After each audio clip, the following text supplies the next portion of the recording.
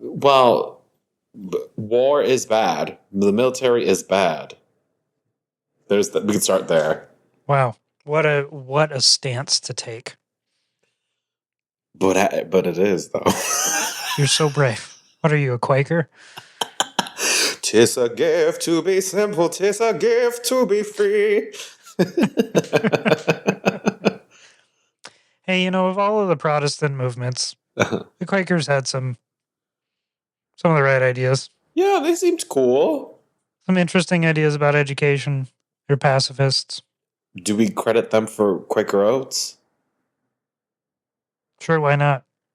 Yeah. All of these hipsters, myself included, would not be able to eat their overnight oats if it weren't for the Quakers. Which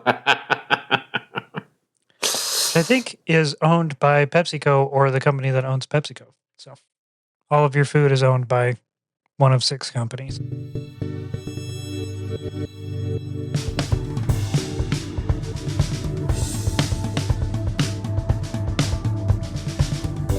Welcome to Meaning What? I'm Mason Hershenow. And I'm Sean Ang. Sean. Uh-huh. It took us an hour to get this recording started. Yes, because we didn't know what the fuck we were talking about, but also technology has failed us. So we decided, why not do an episode about our pet peeves? But specifically, our art and culture pet peeves, because that is what this podcast is. And we're still trying to build that audience, so. Yes, please love us. Please do not kill us for any hot takes made. And we will try to refrain from talking about you know who and how much her music is mediocre. You mean Taylor Swift? Mason, I would like to live. They haven't gotten us yet. That's what you think. I wonder if I'm going to be in more danger moving to Ohio. Or less danger. Do you think Taylor Swift is bigger in Ohio? 10 years ago, I would say yes. But at this point, I am a little surprised by how many openly devoted Taylor Swift fans I meet who willingly share that information with you. Because it's their entire identity. Or it isn't until you find out that it is actually quite a big part of it. And you're like, huh, interesting. That's always one of my favorite things to learn about a person is their deep obsession. That's actually just below the surface. But it's, if you don't ever bring it up, you won't ever know about it. Right. And you let them talk about it one time, and that is all, now you're a safe person, and that is all that they will talk about. And it turns out that that's what their entire life revolves around. So. Start the hateration first, Mason. Go. While we were trying to figure out what to talk about today and all of that, looking at Pitchfork and thinking about all of that. And, we've talked about Pitchfork a lot on this podcast, and we've talked about the importance of criticism.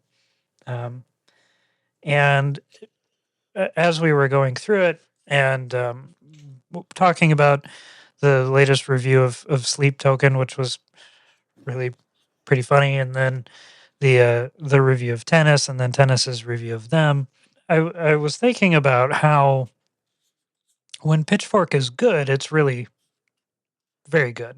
Yes. And when it's bad, it is a perfect example of and I think this is a dying art in that it has changed in form, but it still exists, of the hipster, to use that word again, sort of approach to music criticism of not only is this not good, it's not cool.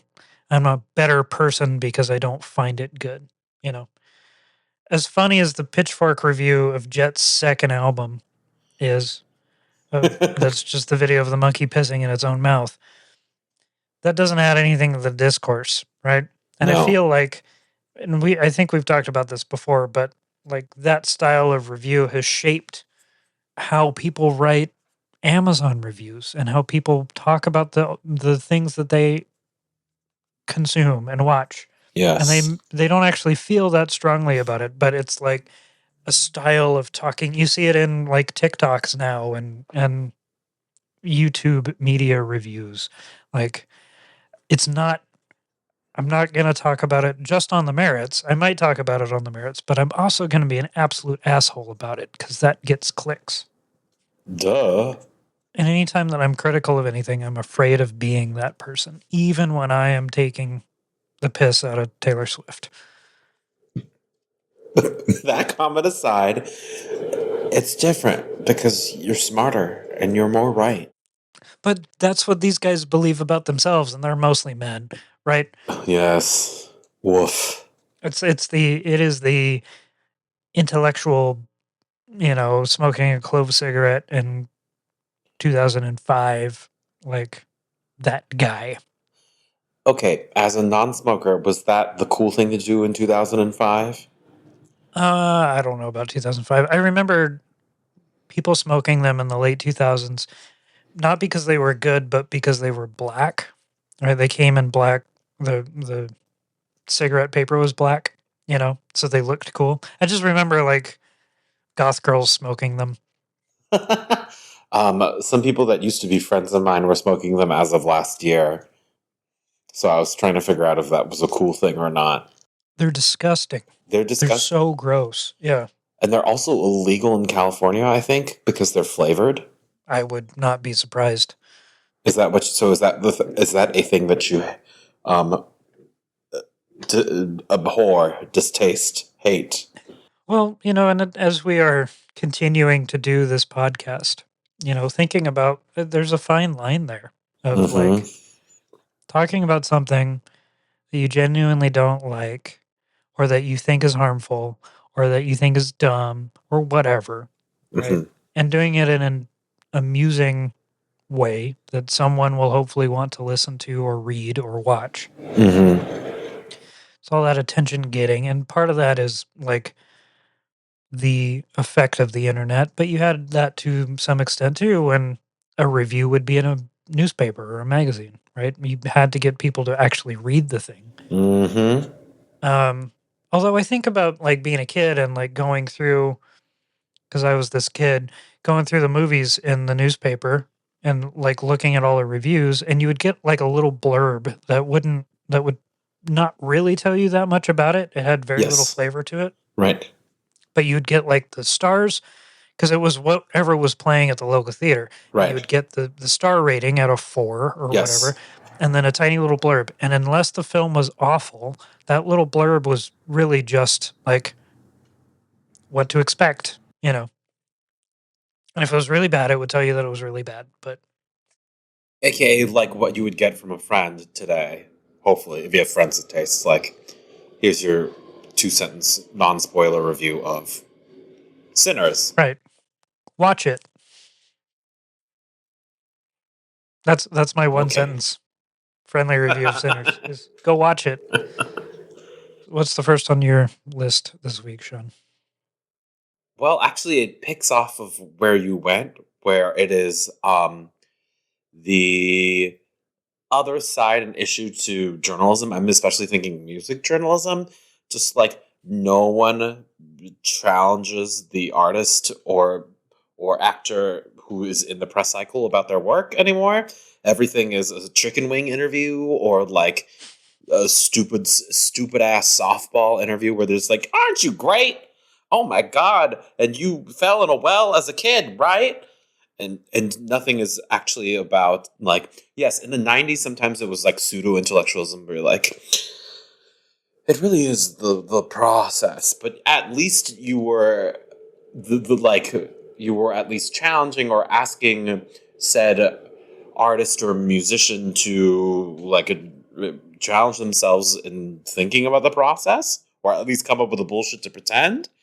And that's what I blame for like the lack of anything meaningful for all the bullshit that you get from someone like Lord's current press cycle. Because what is that, honey? It is a mess. Do you know? Are you at all familiar with Lord? Of course, I'm familiar with Lord. I have a good Lord story. Oh, tell it. Are you going to get us canceled? No, when I was working at Starbucks in 2014 or whenever that was. I was working at Starbucks at the K Street Mall in Sacramento, which doesn't exist anymore. Now it's the basketball stadium for the Kings, but there used to be a shitty little outdoor mall there, and in what was once a model train store, which I know because I was the little boy who was obsessed with trains, and that's where I would get my Thomas the Tank Engine little die-cast figurines. In that store was a Starbucks later on, and I worked in that Starbucks. And we had the little like CD rack at the register back when Starbucks still sold CDs, and Lord's first album was there. Which was titled Pure Heroine. Yes. Right? And if you look at if you just glance at the CD cover, it looks like heroin, right? Like the drug, but it's heroin, and that's the Lord thing. And so I remember these two, this mom and daughter come in. Daughter's probably early teens, and these are like upper middle class white folks, both very blonde. They looked almost identical. The daughter is very clearly sheltered from everything in the world. And they're at the register, and I don't remember if I was ringing them up or if I was just standing there aimlessly, but they're looking at it, and the mom kind of scoffs at the CD cover and is like clearly bothered by something. And so her daughter, asks, and she points at the CD, and the daughter goes, "Well, what's that? What's that mean?" And the mom says, "It's a terrible drug that ruins people's lives." And like stormed out of the store because we had this this CD cover that she had misread. So every time I think of Lord, I think of those two women and wonder where they are now.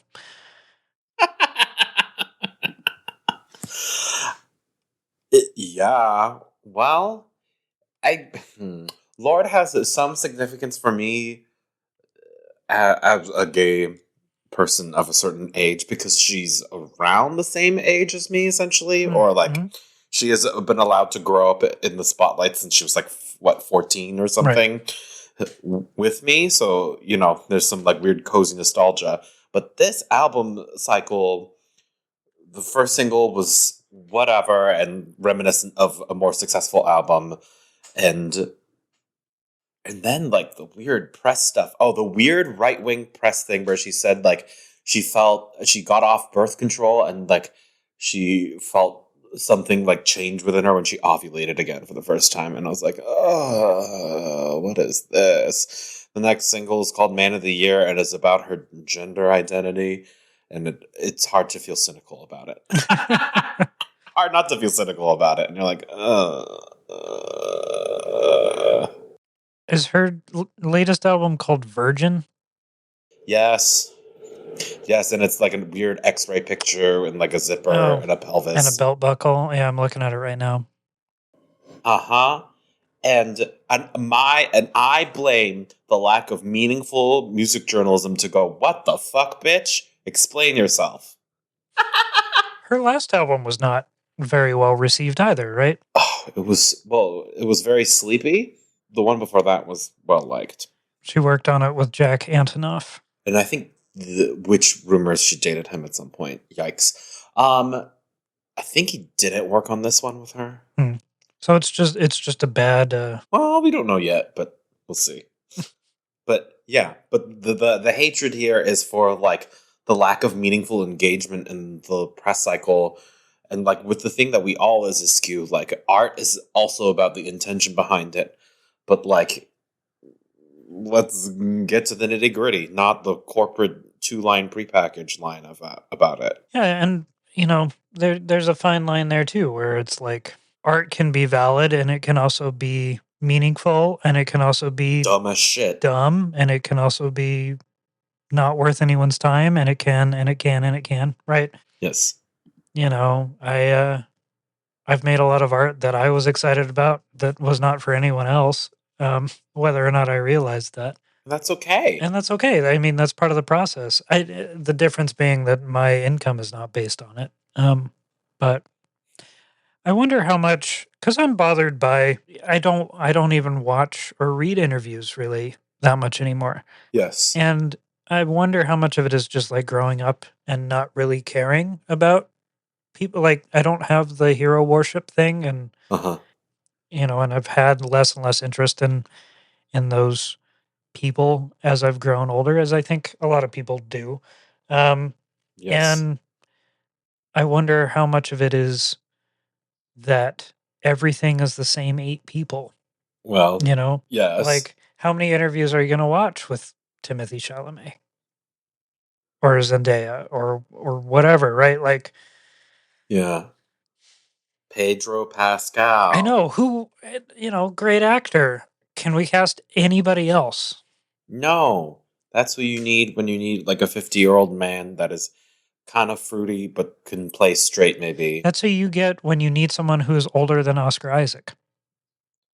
Yes. I was thinking about this when I was watching The Big Lebowski yesterday, and I looked up Jeff Bridges, great actor. Um, one of the great American actors. Did not realize he came from a long line of uh, American performers. His father was an actor, and like he has a career because his family was connected, you know, Gotcha. which kind of takes the magic out of him playing the everyman, which he does everywhere. It's Yes. like you're not an everyman. So that's my next big thing is nepotism.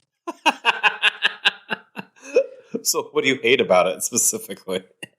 That part of the reason why we are in this cycle of the same actors in every role that feels like it's shrinking, and part of the reason why it's the same musicians appearing on everybody's feature, is because all of that world is so insular, right? And to be successful, and we've talked about this before, to be successful, increasingly you already have to be successful, or you have to know somebody who's successful.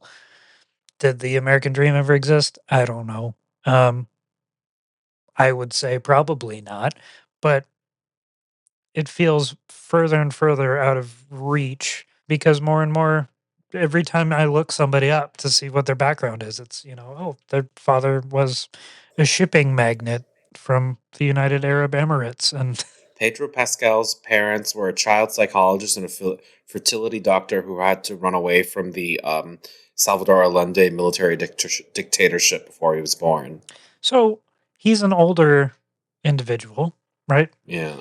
And his break didn't come until much later in his career. Yeah. And Javier Bardem is a similar sort of thing, although his mother was an actress, I believe, but he had his big break later on.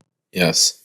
So there are those stories, and I feel like a lot of them are like not white people as well, right? But Mm-hmm. a lot of the famous white people are coming from that success. And as you dig into it too, it's like, who did they know? They were from Los Angeles or they were from New York. The producer was their uncle, Right. etc., etc. Right. They had the family friend that they grew up next door to. And so what's there for the rest of us? To suffer in misery? Ugh. My turn. More suffering, more misery.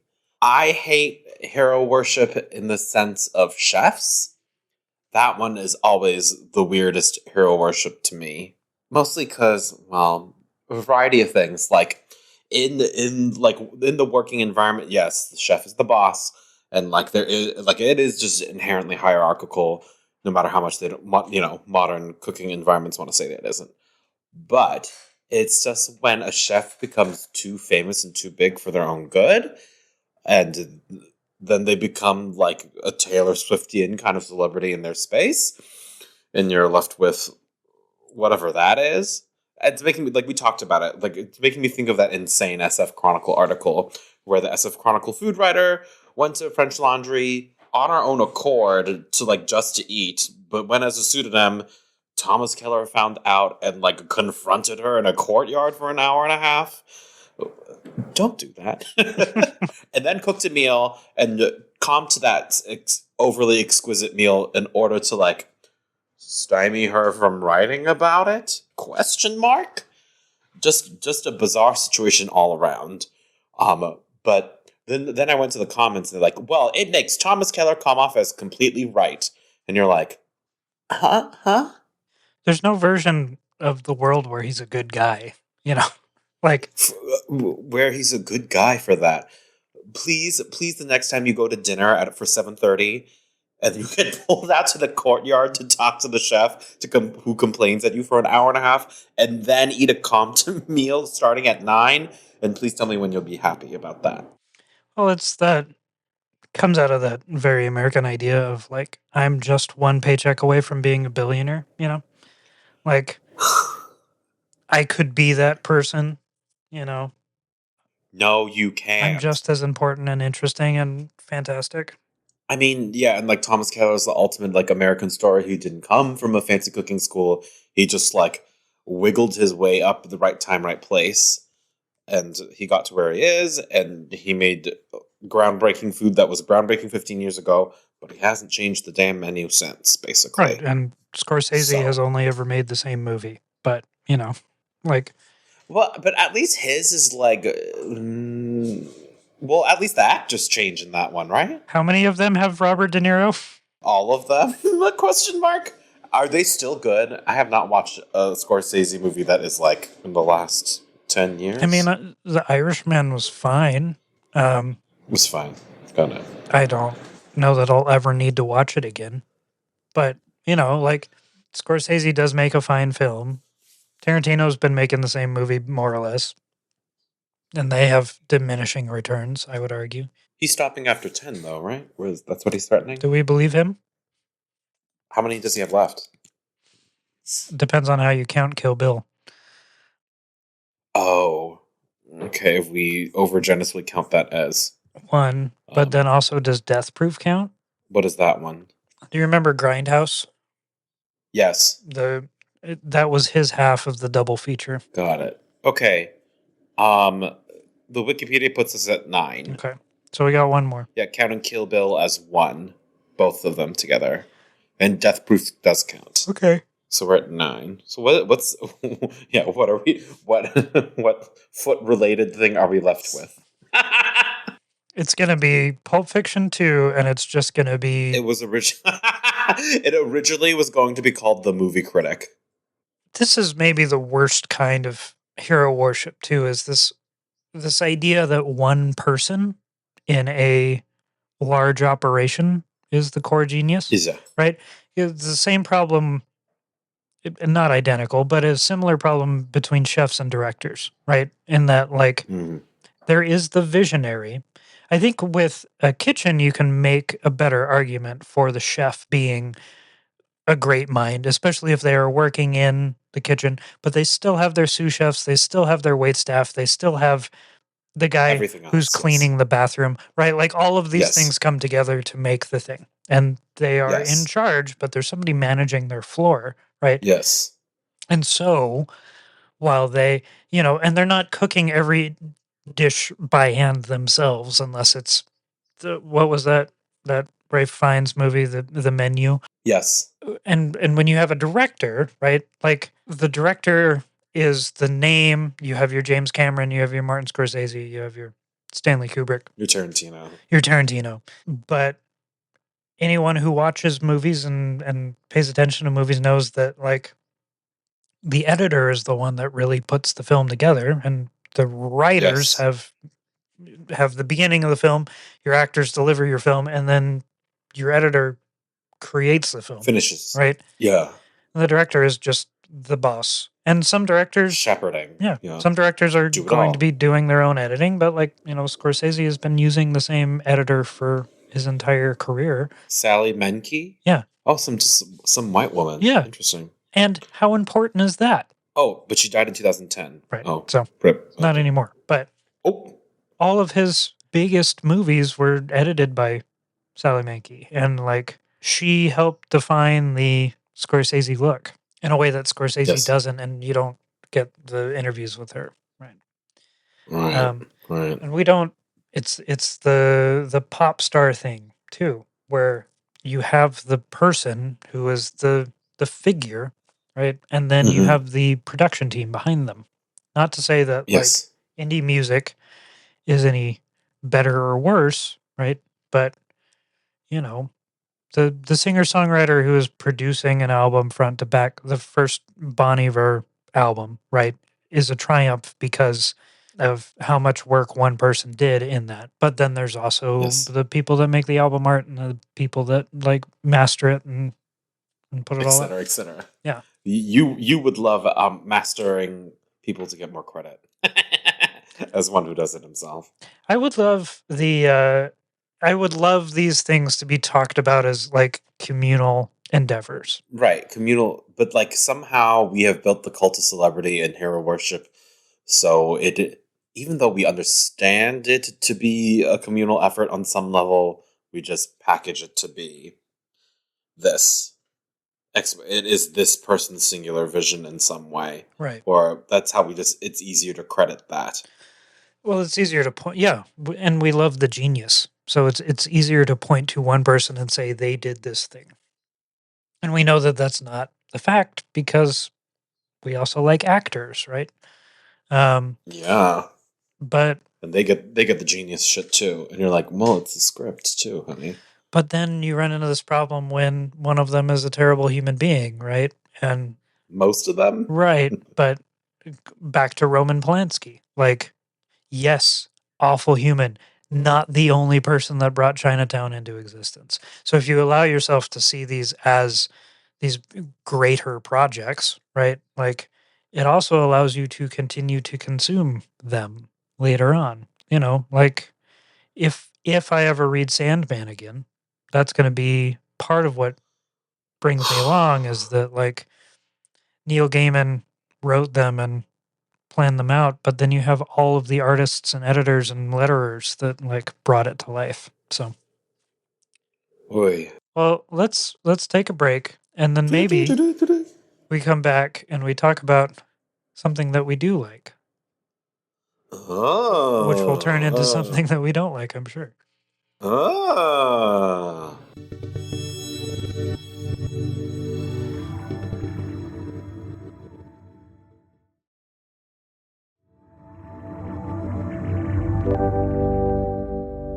And we're back. No, but the Beatles are okay. You know, there's a lot to like about the Beatles. They're not perfect. Okay.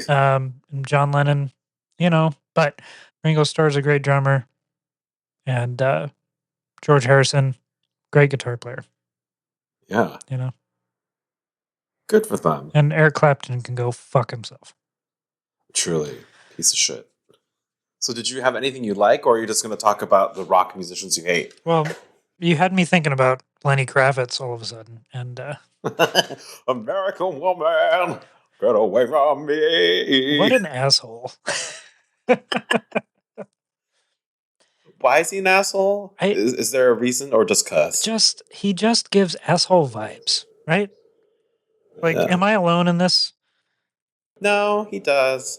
But I think people give him a free pass because they think he's hot and his penis is large. Is he hot and is his penis large? I'm not the target audience for either of those things, so I need you to fill me in. He had a weird moment where he was crouching low in leather pants and his dick fell out. So yes, the penis has been confirmed large. Mm-hmm. And people think he's hot because he doesn't age much. Yeah. That is all I got from like extrapolation of like People magazine isms. He's 60 years old. He looks pretty good for 60. Yeah, yes. He does. He was ranked 93rd on VH1's 100 Greatest Artists of Hard Rock. Okay, I can't even name 100 hard rock artists, so... We, before recording, couldn't even name 2 of his songs. American Woman! Mm-hmm. I feel like they're all covers, was what I did, like a Wikipedia search. I was like, that's a cover. Yeah. That's a cover. And that's a cover. Huh. Art. The 2000s and 90s were a different time. So why I hate Kravitz is because in 2015, he partnered with Leica, which is, for those who don't know, like one of the most prestigious, most respected, most idolized camera brands.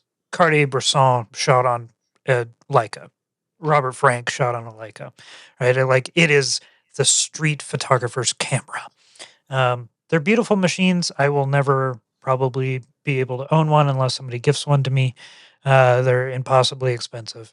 And they make a digital camera line called monochrome, which has a sensor in it that is just a black and white sensor. So it's supposed to be the highest quality black and white digital images that you can get.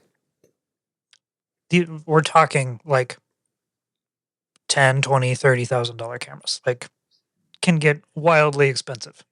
And Kravitz actually partnered with Leica twice to release signature cameras.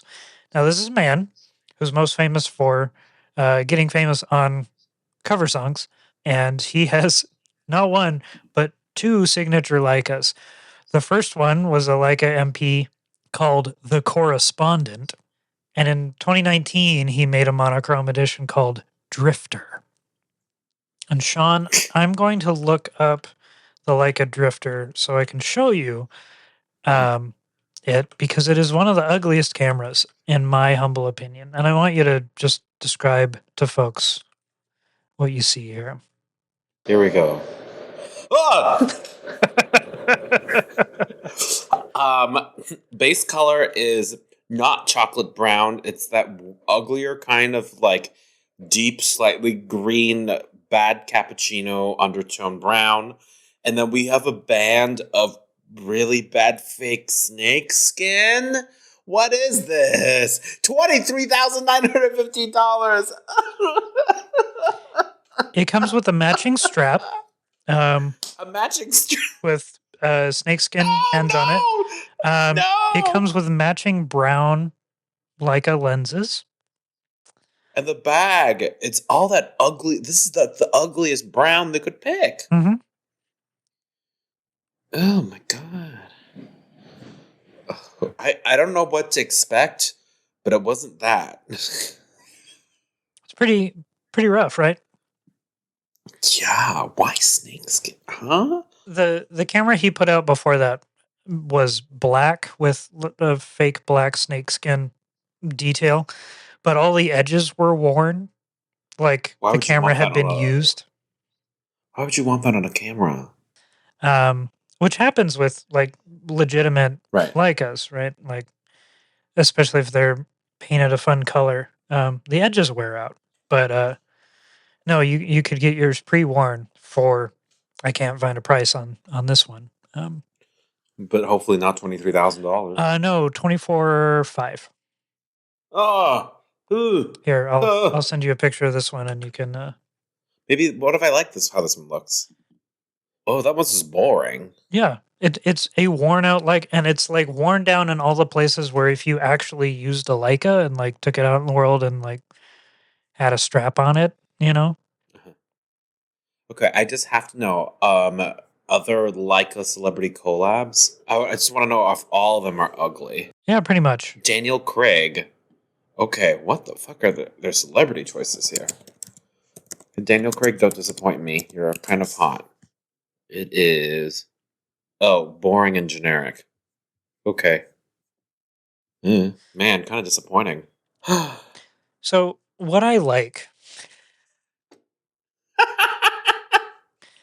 Right. There's something really beautiful about not being able to afford a good camera, a quote unquote good camera. And being broke in college and studying photography, right? Like, I'm pretty sure we talked about this way back in episode 2 of this podcast, but having to learn how to use a camera that doesn't work properly, and that, like, I shot my early medium format work was all done on a Lomo Diana that had a broken take-up spool. So all of the end of my roll was always fogged, because it didn't wind the film up correctly. But that was the medium format camera that I could afford, and I could barely afford it. And I learned a lot more about film photography and about medium format photography from that camera than I ever would have if I started on a Mamiya or something. And so that has influenced my entire outlook on most of the tools that I use in general, right? Like, the tool, you don't have to have the best tool. The best tool is great when you can get it. But a lot of times it's not even that great, you know. I am Hmm. lucky enough to have pretty good income now. I bought myself a Mac Studio and I have to restart it 4 times before we can get a podcast episode recorded, right? Small details. We still love you, Tim Apple, I think. The idea that I've seen so many young photographers, especially with money, like getting the flashy, cool camera, right? Like they're the Fujifilm rangefinders that were all super popular, or the Ricoh rangefinders that were all over TikTok, right? And if I get that camera, I'll be able to take the street photos that I like, and I will be able to do the thing and this and that. And there's something really wonderful about having a camera that's just not quite good enough for what you're trying to do, Mm, or is a little bit broken in some way, and uh, pushing through and using it anyway. I love that. That goes to everything from your computer to the ballpoint pen. I am not a person with pen opinions, Oh, I love unlike pens, men. Sean. I love pens so much. I love that writing that utensils. is that the straightest old man thing about you? It's one of many. I drink bourbon. I do too. Enough. Oh, okay, but gay people really don't. Yeah, You're right. They exactly. really don't. Okay. One thing I hate. Somehow what you were talking about that you hated also brought it up. Oh, I hate it when I don't mind when artists use aesthetics as marketing tools, but pick one that makes sense with everything else you've got going on in your package. Benson Boone, why are you dressed in a bad '70s jumpsuit? But then you're making like weird like radio rock from the like mid 2000s but slightly TikTokified, and then you're doing backflips off of a piano. And like we cannot pretend that this is authenticity. What the fuck is this packaging? Can we make it all make any sense? You're desperately like grabbing at random things that are authentic, but if you just grab at 8 different authentic things, what do you get? I just looked him up. Yes. Um, He's also not hot, and I find almost any white person he hot. looks like He's not hot. he looks like he got hit in the face with a shovel. Like I don't know how else to. He looks like a less friendly, less interesting, less enjoyable version of Carter Vale. Who's that? And they both came out of TikTok. Carter Vale is the guy that did the Dirt Man song. Oh, got it. They have the same mustache. Um, Yes. but this guy looks like the little wimpy version of. I actually really like Carter Vale's music. I think he's very talented and very funny. Benson Boone, I want to trip down the stairs. Like Jason Derulo did that one time. But yes, he just does backflips and wears bad Elvis '70s jumpsuits while singing. You just listen to like 10 seconds of a song and you'll understand what his music is and why it is just a baffling like attempt at packaging. The A&R department did this? Is all I have to say about that. Boone discovered his musical talent when a friend asked him to play the piano and sing in their high school's battle of the bands during his junior year. He had previously had no experience as a vocalist. It sounds like that. Anyways. It sounds like he's yelling. That's what his music sounds like. And I like artful yelling, but it sounds like yelling. I hate what TikTok has done to music. And maybe that is my oldest, whitest old man take. But I really It's do. bad. It's Um, pretty bad. like I think of the band Dury, who I came across some one of their songs, on Instagram or something, and it had a catchy hook to it, and I listened to a couple of things kind of halfway and picked up their first album, and every single song in the album sounds the same. Oh no. Like it is the same volume, it's the same approach, it's the same formula, and it's all clearly meant so that you can listen to the whole song, but you can also just lift chunks out of it and like make sound clips. And their presence is online is totally directed to people who are not me. The lead singer is my age. And then his Oh, and he does all that? Oh yeah, and boy. his sister is like 7 or 8 years younger than him, I think. So there's like that like cross generation appeal, I guess. Yes. Um, Yes. but it is so not for me, and it's really weird to hear that sound and see this approach and like this approach to like social media coming out of somebody who is my age and is also like this bearded hipster dude, like and it feels very much like I can draw a line between that and like the things that I don't like. It is this distillation of the things that bother me about the TikTok music movement and how it is flattening all the sound. Yeah. Attention economy. Right now it's Right. 10-second clips. But was Lenny Kravitz any better? No. I'm surprised there isn't like a Lenny Kravitz TikTok trend at this point. I'm sure he'll make one at some point if he needs to. There's your window. Start a TikTok dance for American Woman. It's just gonna be me sitting in leather pants until the crash splits open and singing "America Woman." And put like one of those really large like German sausages that come like Yes. Coiled up on itself. Put that in your pants and just have the pants Yes. split. Yes. Swamp. Man, we're so funny and talented. Oh my god. We are. If only somebody would pay us to do this. We do such a good job, I promise. I don't really want to read ad copy, but I would love somebody to pay me to do it. Yeah.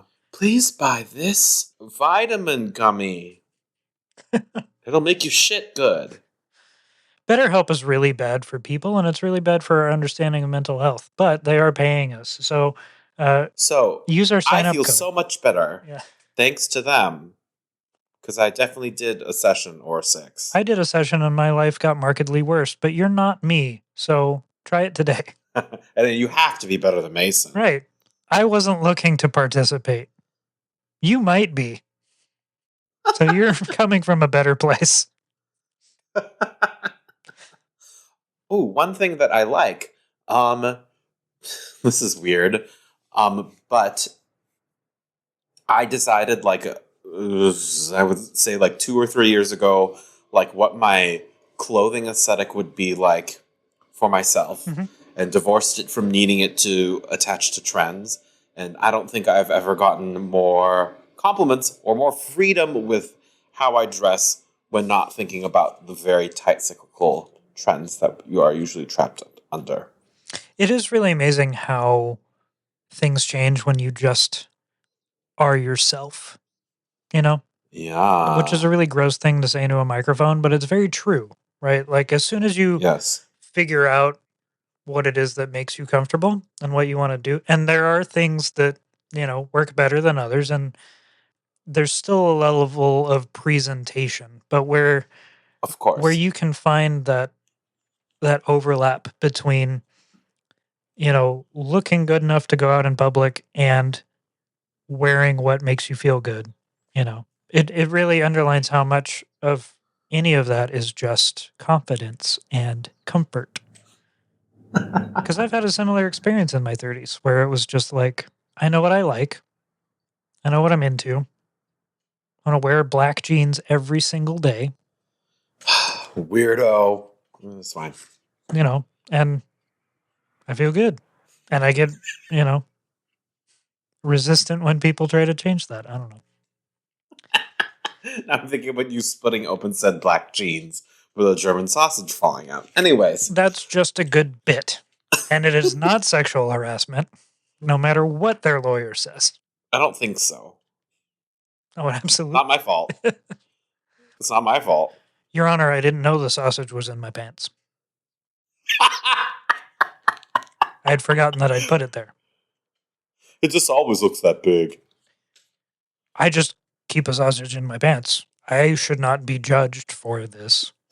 This is a personal decision that I make.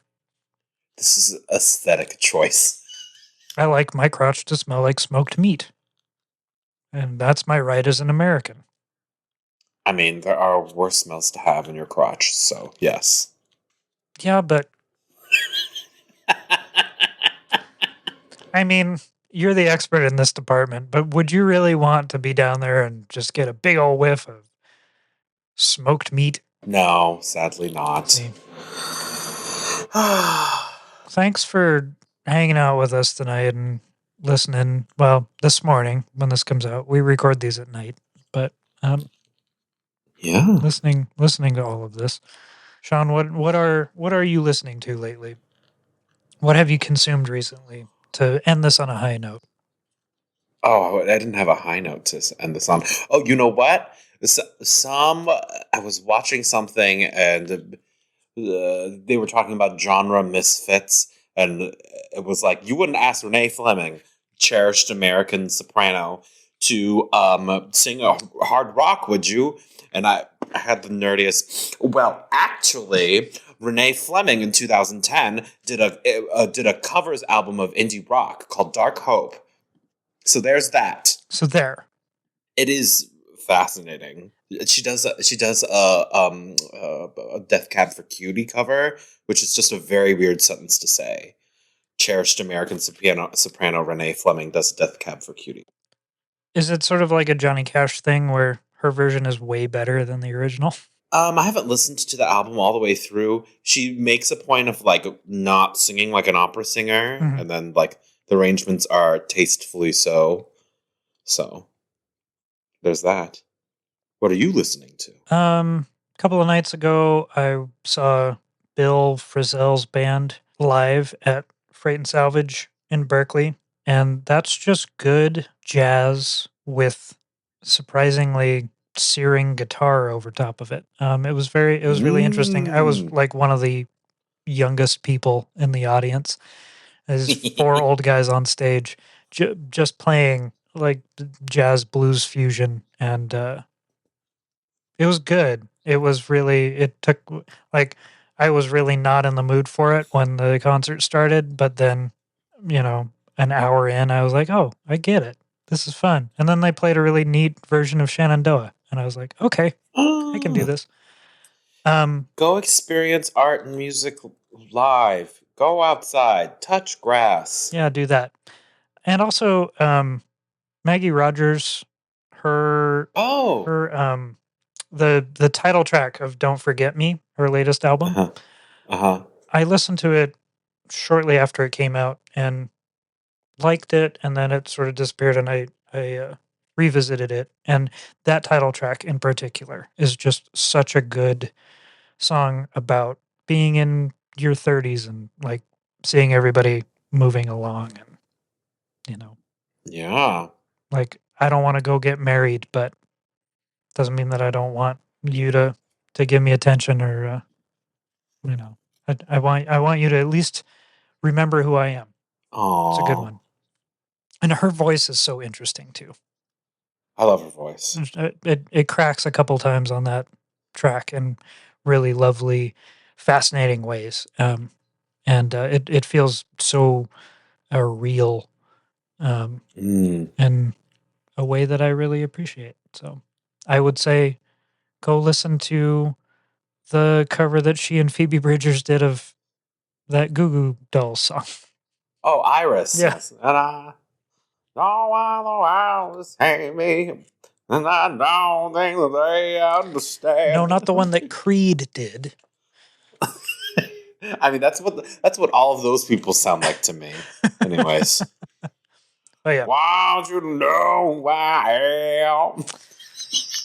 Yeah, that whole span of the 90s. Yeah.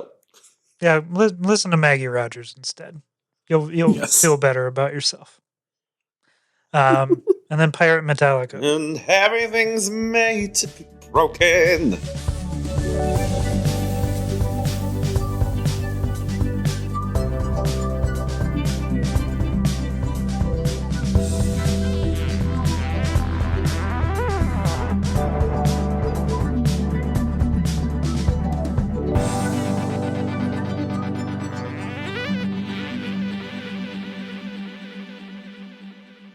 Do you have anything that you like, Sean?